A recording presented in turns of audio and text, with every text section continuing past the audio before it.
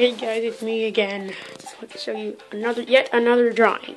Besides the drawing of Edward the Blue Engine, a Furnace Railway K2 class. Unfortunately, these engines no longer exist, but they're still very beautiful engines. This also took a pretty long time, just like my E2 drawing.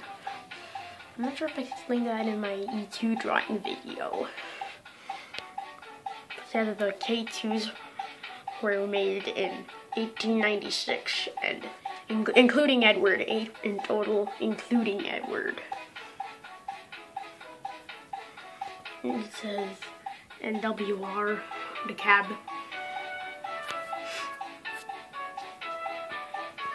I really think this drawing is awesome.